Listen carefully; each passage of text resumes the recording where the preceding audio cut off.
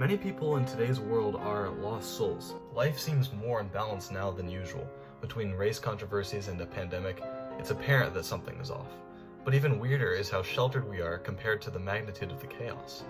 Like staying inside and watching TV, eating snacks that leave thick wet dust on your fingers so that you stain and grease your remote.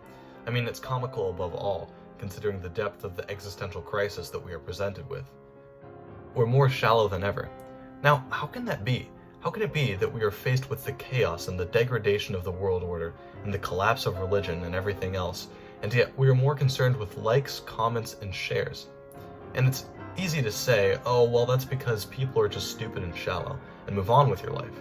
But that's not necessarily true, because you must ask yourself, why do these people care about these things? Then the answer becomes clear. Because it actually has an impact on their life.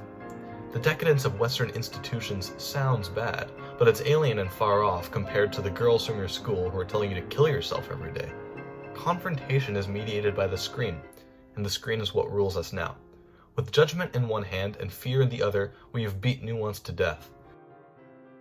As this all happens, we all start to collectively just feel like garbage.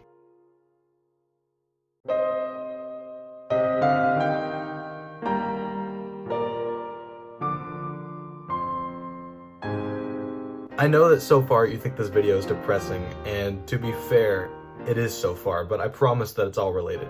If there's one thing us humans are good at, it's getting into trouble. If we had everything perfect and our life was inconsequential bliss, then we would burn it all down just to prove a point.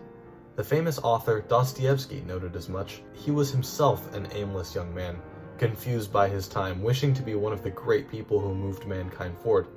The problem was he wasn't an inventor or a scientist. He was just a man who thought about everything until it was nothing at all. Sound familiar? It should, because that's how most of us feel today. Technology is at the forefront of what is considered progress now, just as it was then. We can't invent AI, or develop nanotech, or make an iPhone thinner, but we can think. So that's what we do. So now you're wondering, what did Dostoevsky do? And how did he break the loop? Well, he knew that you can't rewrite the Bible, but maybe you can write a story. Maybe you can write a story about a normal person with all the suffering and the pain and the love and the hate and happiness, and maybe it would be pretty good. But there are a million real things holding you back and a billion fake reasons you can think of not to do it. But here's the thing. It doesn't matter if you lose something or win something in this case, because you're screwed either way. So you might as well just try. Might as well forget fear and consequences and accept that you aren't in control here.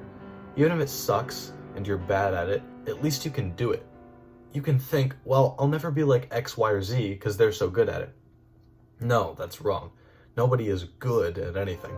They're just better at it than anyone else. Good is impossible. To be good, you'd have to be something else. You'd have to be something other than human, because nothing humans do is perfect.